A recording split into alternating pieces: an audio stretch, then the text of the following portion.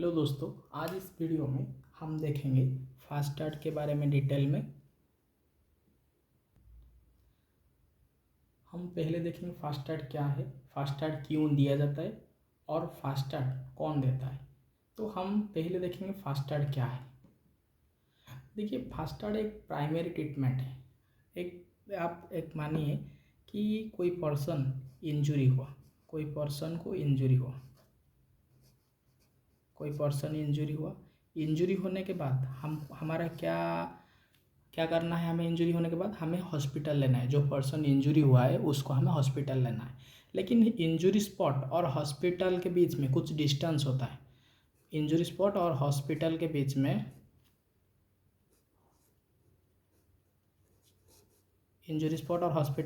कुछ डिस्टेंस होता है।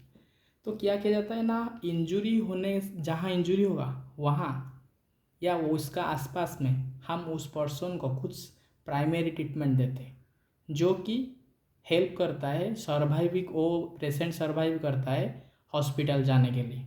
मतलब हम ये बोल सकते हैं कि फास्ट एड एक ट्रीटमेंट है जो इंजरी होने के बाद और हॉस्पिटल पहुंचने से पहले दिया जाता है। तो क्या है, फास्ट एड एक ट्रीटमेंट है जो कि इंजरी होने के बाद और हॉस्पिटल जाने से पहले दिया जाता है।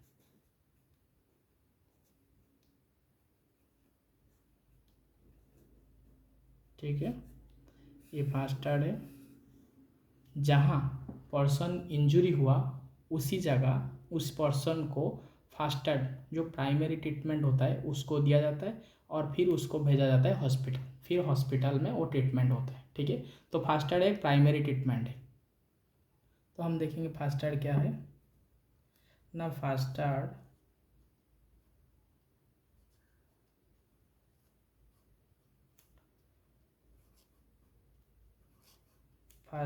Is the immediate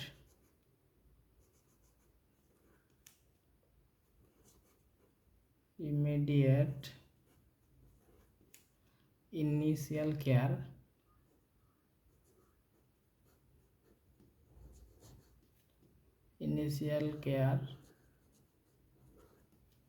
given to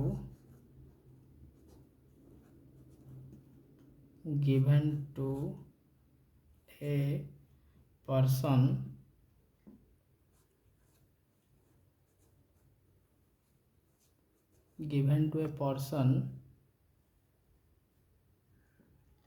who is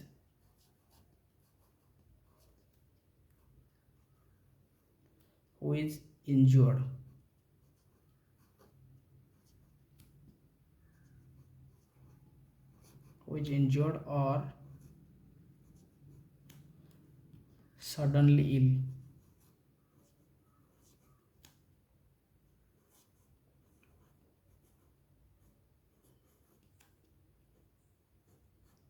अगर कोई पर्सन इंजर्ड होता है या सडनली असुस्थ हो जाता है, अगर कोई पर्सन इंजर्ड होता है या सडनली इल हो जाता है, तो फिर क्या जाता है ना, उस पर्सन को इमीडिएटली इनिशियल केयर दिया जाता है।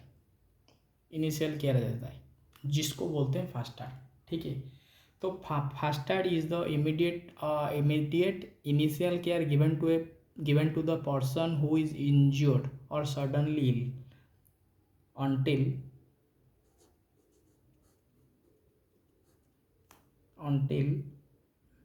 professional medical help arrived।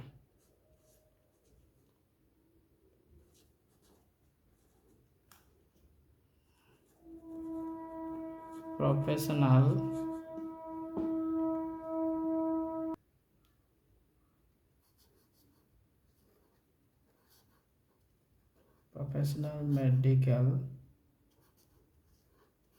help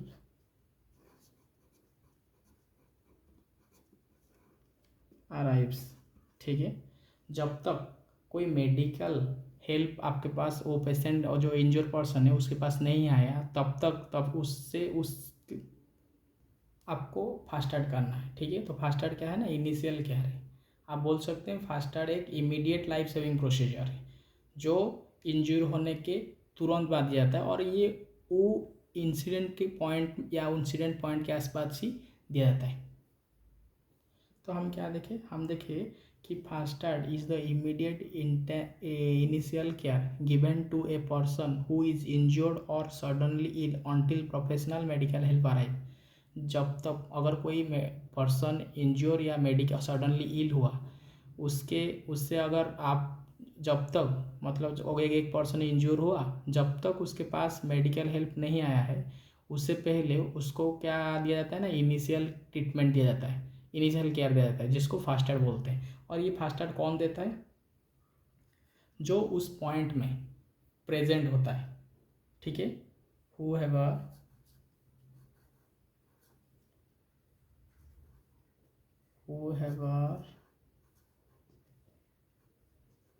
is there at that time।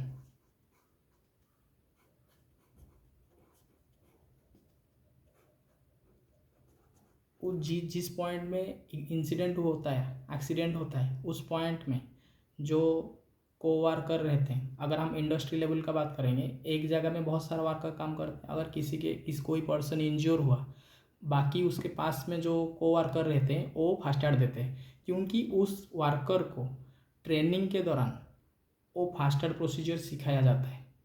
एक वर्कर जब एक कंपनी में एंट्री लेता है, उससे पहले उससे क्या होता है ना, उससे ट्रेनिंग दिया जाता है।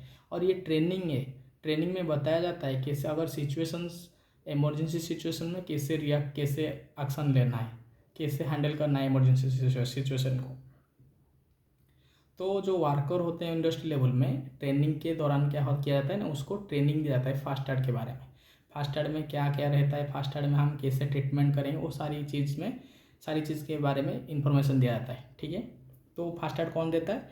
जो पर्सन उस जगह में प्रेजेंट होता है, जैसे आप बोल सकते हैं वर्कर,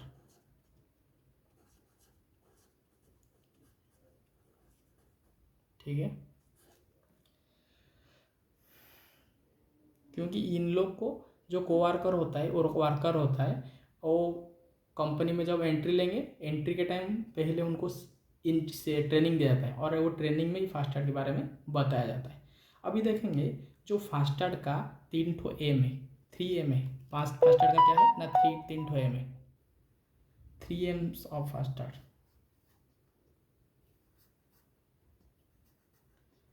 अभी देखेंगे 3 aims of first add.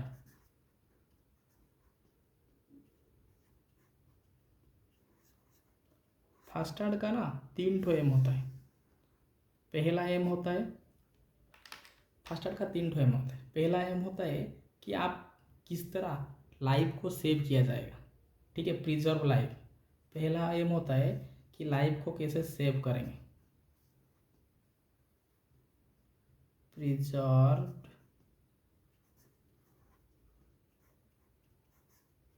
Life को कैसे आप सेव करेंगे, पहला एम होता है। दूसरा एम होता है कि आप जो पर्सन को इंजरी आ चुका है, उस पर्सन को फर्दर और इंजरी ना लगे, तो क्या होगा ना, प्रिवेंट फर्दर हार्म,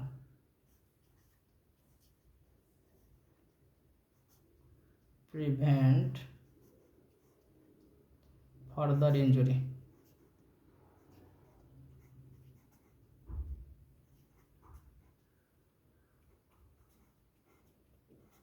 ठीक है, जो पर्सन इंजोर हो चुका है, उससे कैसे और इंजरी ना लगे, उससे ध्यान रखना है। तो फास्ट एड का सेकेंड एम क्या है ना, जो पर्सन को इंजरी हो चुका है उससे फर्दर एम ना लगे और उससे इंजूर ना मिले, ठीक है। तो लास्ट एम क्या है ना, प्रमोट रिकवरी। जो पर्सन इंजोर हुआ है उससे आप कैसे रिकवरी किया जाएगा, वो लास्ट एम है, प्रमोट रिकवरी, ठीक है।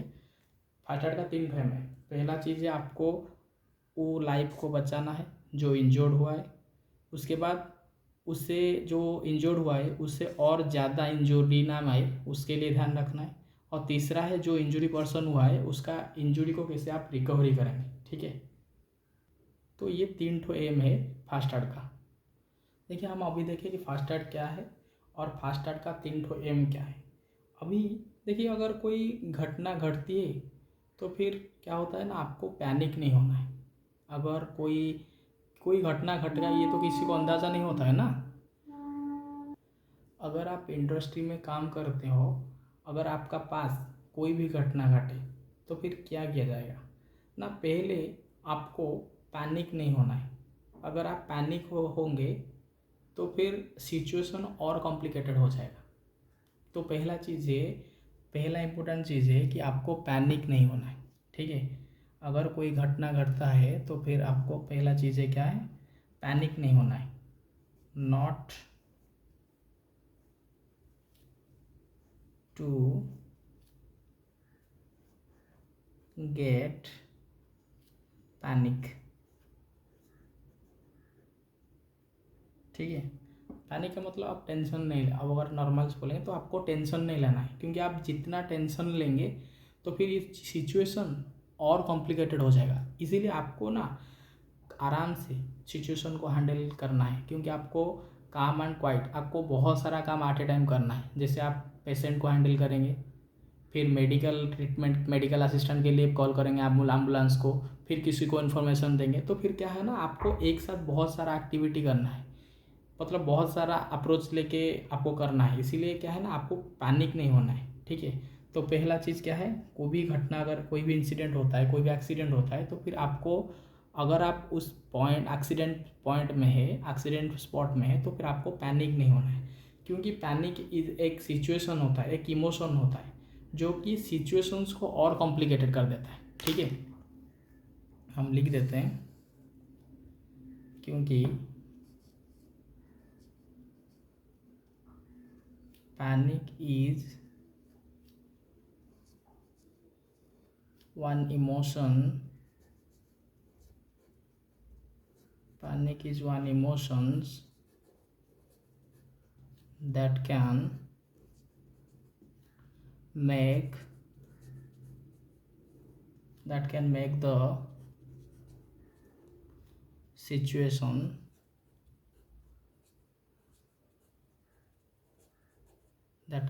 situation more complicated, more complication।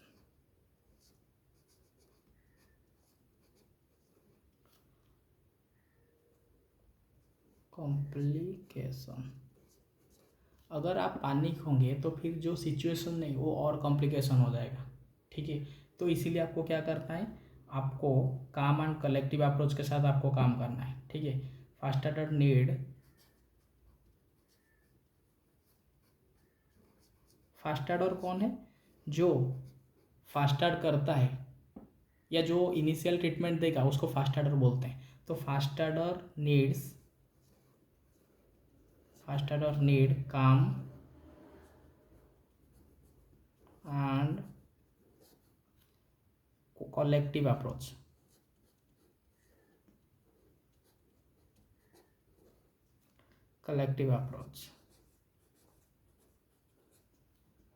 ठीक है।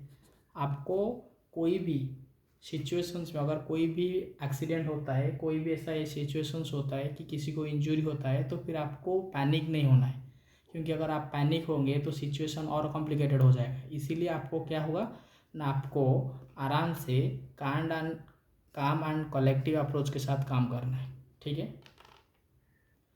आप सिचुएशन में है, आप तो सिचुएशंस को परख पाएंगे ना।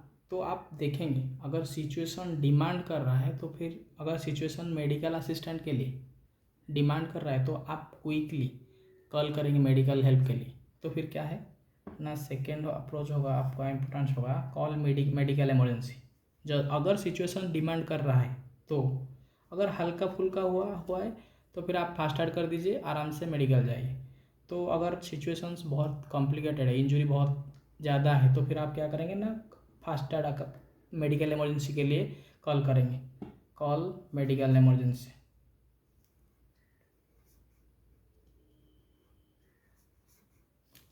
Medical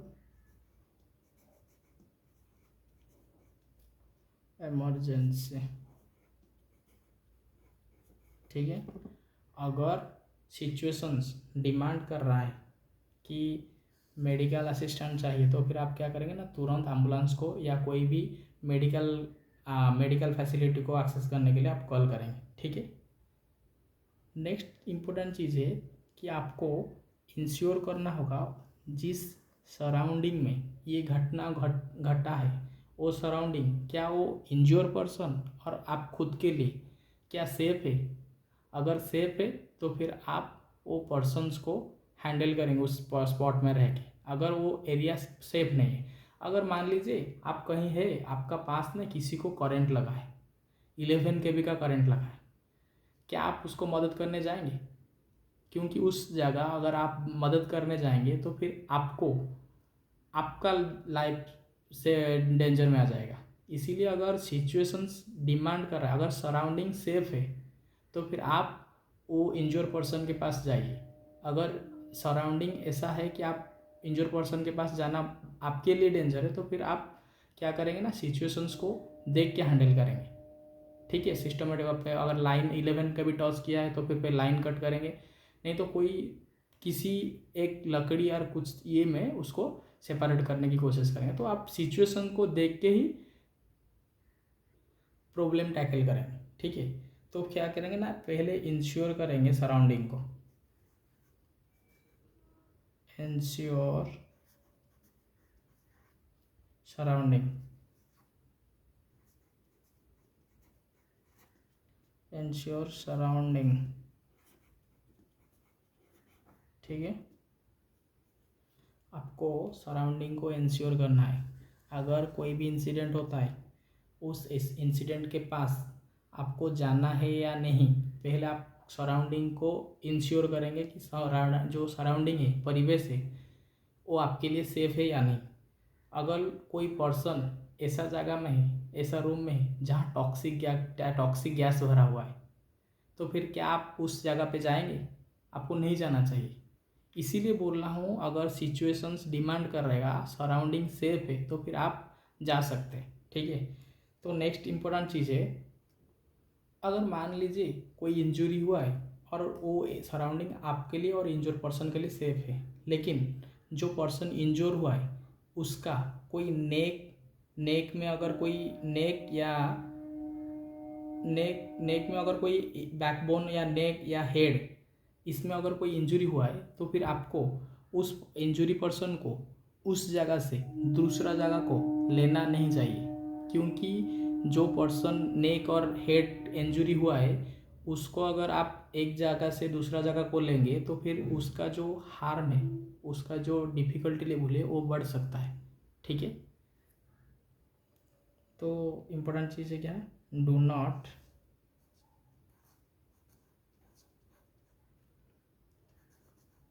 move injured person,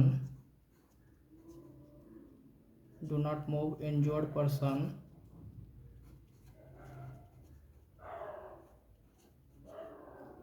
unless the situation demand।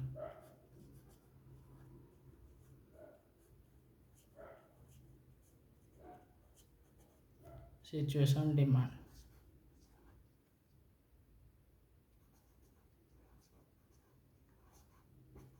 जब तक सिचुएशन डिमांड नहीं किया करता है तब तक आप इंजर्ड पर्सन को उस जगह से आप दूसरा जगह को नहीं लेंगे। क्योंकि अगर पेशेंट बैक, हेड और नेक,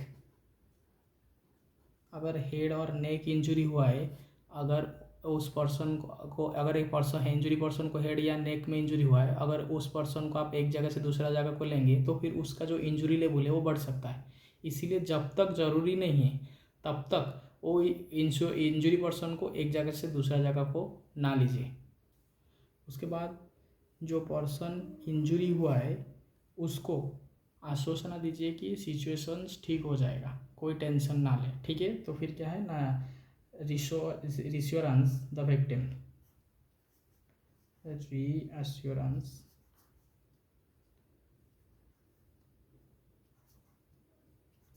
रीअश्योरेंस द विक्टिम,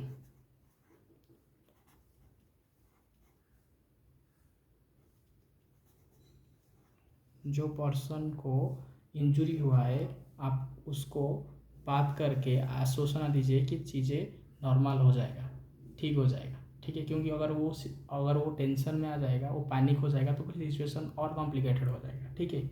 तो इसीलिए उसके साथ बातचीत कीजिए और उसको एहसास दीजिए कि चीज़ें नॉर्मल है, कोई दिक्कत नहीं होगा, ठीक है।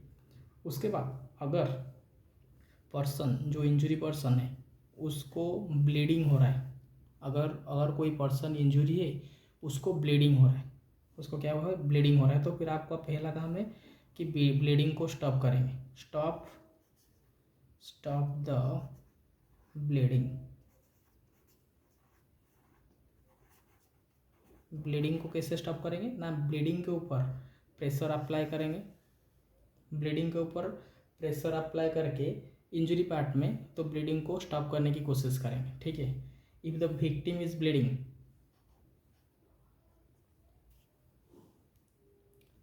if the victim is bleeding, if the victim is bleeding, try to stop the bleeding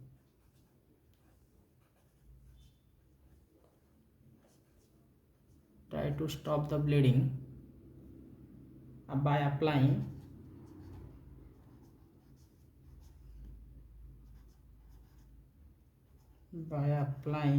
pressure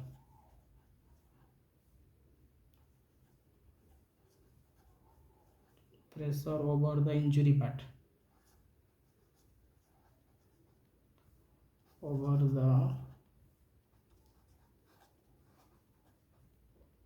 injured part। अगर किसी पर्सन को ब्लीडिंग हो रहा है, इंजरी पार्ट में ब्लीडिंग हो रहा है, तो फिर आप क्या करेंगे ना, जो इंजरी पार्ट है उसको प्रेशर पका के इसको ऐसे दाब के रख के उस ब्लीडिंग को बंद करने की कोशिश करें, ठीक है। अगर आप किसी पर्सन का इंजरी पार्ट का ब्लीडिंग को प्रेशराइज करके स्टॉप करने की कोशिश करते हैं, तो फिर उससे पहले आप इंश्योर कीजिए कि आपका हाथ साफ है। तो फिर पहले कि आप क्या कीजिए ना, किसी को भी फास्ट एड देने से पहले आप अपना हैंड को वॉश कर दीजिए, ठीक है। वॉश हैंड,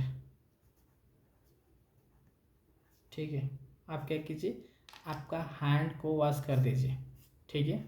उसके बाद इम्पोर्टेंट चीज़ है कि जो इंजरी, अगर उस इंजरी पार्ट में कुछ कॉट है, अगर कॉट होगा तो ब्लीडिंग होगा। अगर वो जो इंजरी पार्ट में कॉट है उसमें लोकल ऑइंटमेंट ना लीजिए, कोई भी बोलेगा ये लगा लो वो लगा लो, वो उसको मत लीजिए। उसको क्या कीजिए, साफ पानी में धो लीजिए, उसके बाद बैंडेड लगा दीजिए, कुछ मत लगाइए। उसको साफ पानी में क्लीन वाटर में तो ये साफ कर लीजिए। तो आप इंजरी पार्ट को लाइटली वॉश कीजिए,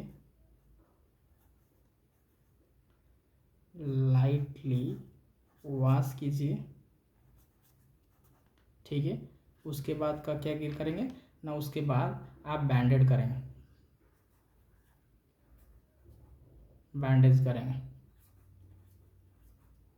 ठीक है। अगर कोई भी पर्सन को ब्लीडिंग हो रहा है, आप पहले इंश्योर कीजिए आप हाथ धोएंगे। हाथ धोने के बाद क्या करेंगे ना, उस जो कॉट मार्क्स है, अगर उस कॉट है तो कॉट को क्या लाइट क्लीन वाटर के साथ उसको हल्का में धोएंगे। धोने के बाद क्या करेंगे ना, बैंडेज करेंगे। कोई भी लोकल मेडिसिन उसके ऊपर कॉट के ऊपर ना लगाए, क्योंकि वो और उसका जो इंजरी लेवल है वो बढ़ सकता है। उसके बाद अगर जो इंज्योर पर्सन है उसको ब्रीदिंग, सांस लेने में दिक्कत हो रहा है, तो फिर आप सीपीआर कीजिए। आप क्या करेंगे ना, सीपीआर कीजिए, सीपीआर। सीपीआर का फुल फॉर्म क्या है ना,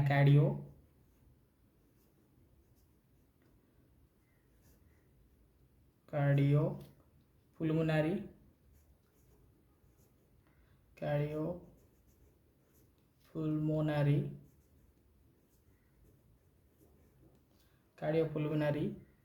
रिसोसिटेशन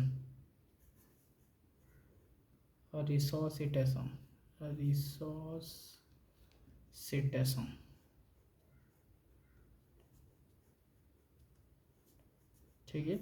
अगर कोई भी इंज्योर पर्सन को सांस लेने में दिक्कत हो रहा है या चोकिंग हो रहा है, हार्ट चोकिंग जो होता है तो फिर आप क्या करेंगे ना, सीपीआर देंगे। सीपीआर एक ट्रेन आदमी दे सकता है। सीपीआर क्या है देखिए,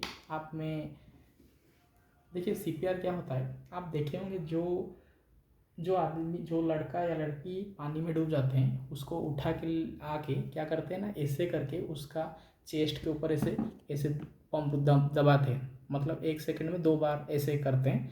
इसे करने से क्या होगा ना, वो अगर उसका हार्ट पंप ना करेगा तो फिर हम इसके माध्यम से बाहर प्रेशर लगा के उस हार्ट को पंप करा सकते हैं। अगर हम हार्ट को पंप कराएंगे तो फिर अगर ब्लॉकेज, अगर चोकिंग हो रहा होगा या उसको सांस लेने में दिक्कत हो रहा होगा तो वो आराम से सांस ले पाएगा। ठीक है। तो एक अगर सीधा बोले, एक पर्सन को ब्रीदिंग, सांस लेने के लिए ये सीपीआर किया जाता है। और सीपीआर तभी किया जाता है अगर किसी को सांस लेने में दिक्कत हो तभी। ठीक है।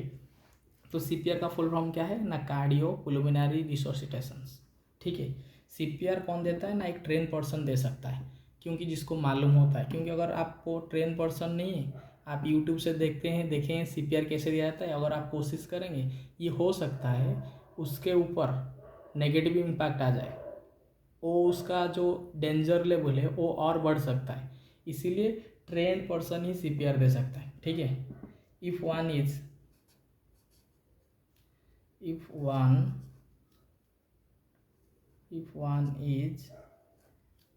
trained, if one is trained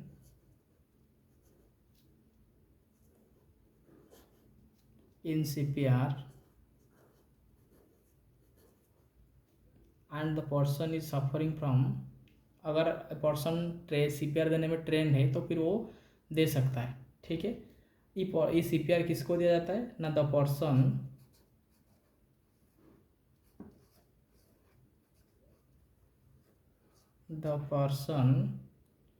who is suffering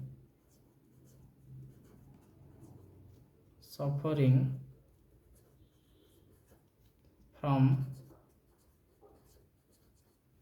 choking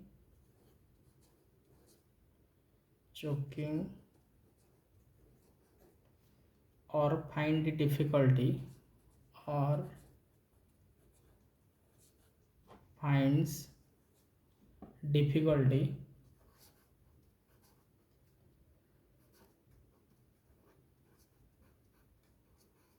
difficulty in breathing।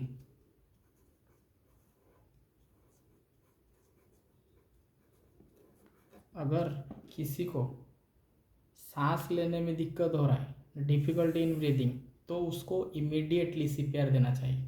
तो क्या होगा ना, immediately being CPR.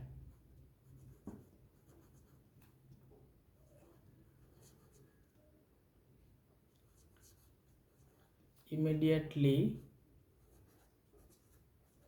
Being CPR. ठीक है। अगर किसी को सांस लेने में दिक्कत हो रहा है तो उसको इमीडिएटली सीपीआर देने का ज़रूरत है। सीपीआर क्या होता है ना, ऐसे हाथ के ऊपर ऐसे करते हैं, उसका जो पर्सन इंजर्ड हुआ है, जो पर्सन सांस लेने में दिक्कत हो रहा है जिसको, उसका चेस्ट के ऊपर रख के ऐसे पंप करेंगे, उसका चेस्ट को ऐसे दबाएंगे, जैसे कि 1 सेकंड में 2 बार दबाएंगे।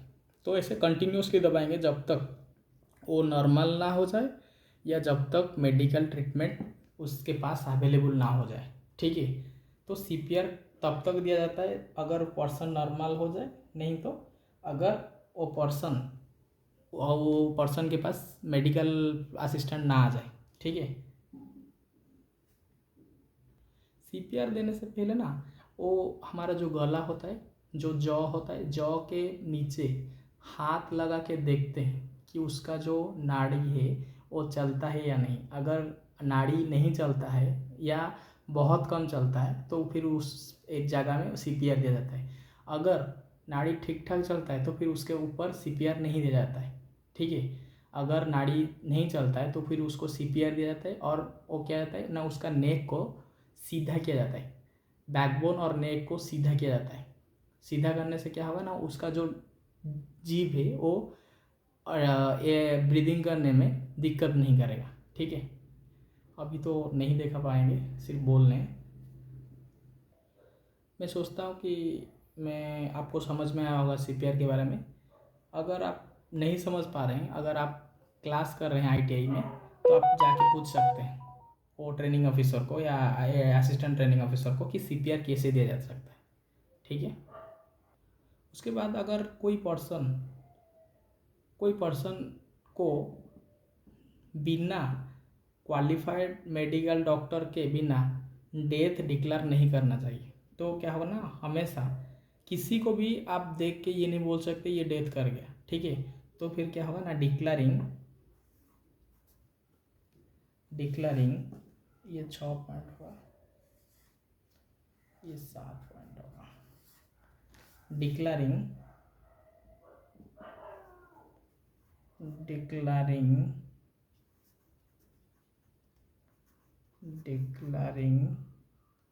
Death by qualified medical doctor.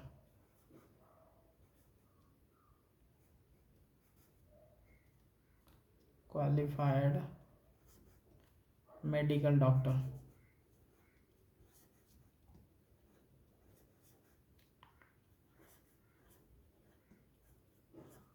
ठीक है, एक क्वालिफाइड मेडिकल डॉक्टर ही डेथ डिक्लेयर कर सकता है। नॉर्मल आदमी को डेथ डिक्लेयर नहीं करना चाहिए, क्योंकि उसको मालूम नहीं है कि हो सकता है, आपको नहीं लगता है कि उसका लेकिन अंदर में सांस चलता होगा। ठीक है, आप देखे होंगे कोई कोई ऐसे स्मशान से भी उठ जाते हैं, क्योंकि लोग क्या करते हैं ना, डिसाइड नहीं करते, मतलब लोग कंफर्म नहीं होते कि वो जिंदा है या मर मर चुका है। वो सोच लेते हैं कि वो मर चुका है तो फिर आगे प्रोसेस करने के लिए चल जाते हैं। तो आपको कभी भी डिक्लेयर नहीं करना है कि ये पर्सन डेथ कर गया। डेथ सिर्फ मेडिकल क्वालिफाइड मेडिकल डॉक्टर ही कर सकता है, और करना भी चाहिए। उसके बाद देखेंगे how to report an emergency. Emergency को कैसे रिपोर्ट किया जाता है, कैसे रिपोर्ट करना चाहिए। ठीक है, how to report on emergency.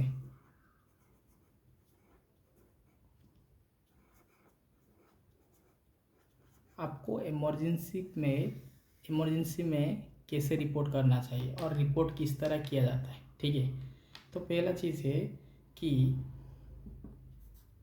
Emergency में आपको क्या करना है। सपोज एग्जांपल, आप इमरजेंसी में एम्बुलेंस को कॉल करेंगे, तो फिर पहला चीज़ है आपको क्या करना है ना, एम्बुलेंस को ये बताना है। पहला चीज़ है कि हुआ क्या है। ठीक है, अगर आप एम्बुलेंस को कॉल करेंगे, आपको बताना है कि एक्चुअली हुआ क्या है। ठीक है, तो सीरियसनेस ऑफ इंजरी जो होता है,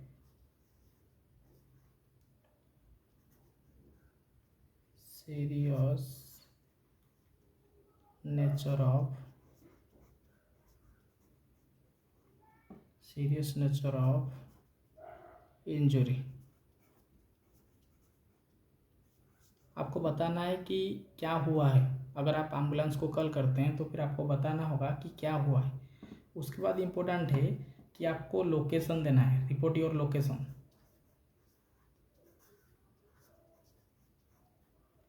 रिपोर्ट योर लोकेशन, ताकि आपके पास एग्जैक्ट लोकेशन आपको देना है, क्योंकि ताकि आपके पास सटीक कम समय के अंदर एम्बुलेंस पहुंच सके। उसके बाद क्या है ना, आपको फ़ोन नंबर देना है। Give your phone number, give your phone number, आप एम्बुलेंस को आपको फ़ोन नंबर देना है, क्योंकि अगर आप एम्बुलेंस को फ़ोन नंबर देंगे तो फिर वो आपको क्विकली कांटेक्ट कर पाएगा आपके पास पहुंचने के लिए, ठीक है। उसके बाद क्या है ना, आप फ़ोन तब तक नहीं काटेंगे जब तक वो एम्बुलेंस वाला बात कंप्लीट ना करे, ठीक है। Do not hang up the phone until, do not hang off, do not hang off the phone, ठीक है। आप फ़ोन को आपके तरफ से नहीं काटेंगे until, जब तक वो काटने के लिए ना कहे आप फ़ोन को नहीं काटेंगे, क्योंकि आप फ़ोन काटने से क्या होगा, वो शायद कुछ बोलने का चाह रहा होगा, किस बोल रहा होगा, तो फिर वो आप नहीं सुन पाएंगे, फिर कॉल करने में थोड़ा टाइम लगेगा। तो आप जब कॉल करेंगे, आप पहला चीज़ आप बताएंगे क्या हुआ है, सीरियसनेस ऑफ इंजरी बताएंगे, आपका लोकेशन देंगे, एग्जैक्ट कहाँ किस लोकेशन में ये इंसिडेंट हुआ है, फिर आपका फ़ोन नंबर देंगे, और आप फ़ोन तभी तक डिस्कनेक्ट नहीं करेंगे जब तक वो ना बोले, ठीक है। और लास्ट जो सबसे इम्पोर्टेंट चीज़ है, आप पेशेंट को छोड़ के नहीं जाएंगे, ठीक है। पेशेंट को उस हालत में छोड़ के नहीं जाना चाहिए, नहीं जाना चाहिए। Do not leave the victim, जो पीड़िता है, do not leave the victims team, do not leave the victim alone, ठीक है, अलोन अनअटेंडेड,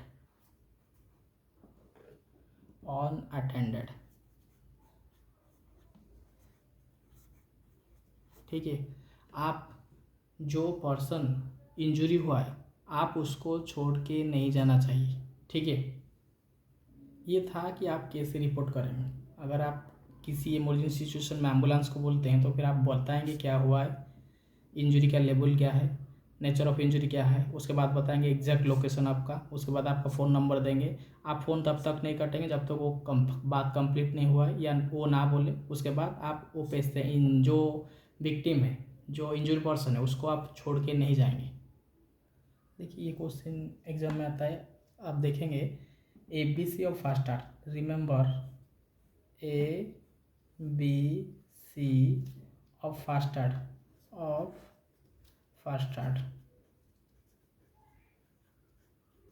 आर्ट, ठीक है। क्या होगा ना, ABC ऑफ फास्ट आर्ट, ये जो ABC क्या स्टैंड फॉर क्या है, ठीक है। ABC फास्ट आर्ट का ABC क्या है, देखिए जो 3 क्रिटिकल थिंग्स होता है फास्ट आर्ट के लिए, फास्ट आर्डर के लिए, ठीक है। फास्ट आर्डर कौन है, जो फास्ट आर्डर देता है। ABC refer to 3 critical things the first aider need to look. First aider 3 चीज़ देखता है, जो फास्ट आर्डर देता है वो 3 चीज़ देखता है, 3 ठो चीज़ देखता है, ABC देखता है। ABC refer to 3 critical things, ठीक है। एक ठो देखता है एयरवे, ठीक है, A फॉर एयरवे, ठीक है, ये A फॉर एयरवे। एयरवे क्या है, अनट्रबल्ड एयरवे।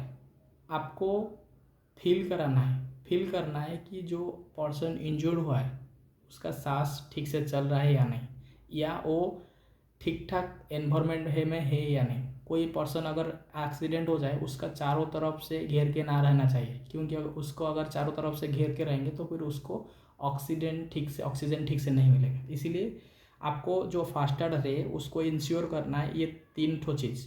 फिर पहला चीज़ है एयरवे, उसका बाद इम्पोर्टेंट बी में है ब्रीदिंग, वो ब्रीदिंग कर रहा है या नहीं।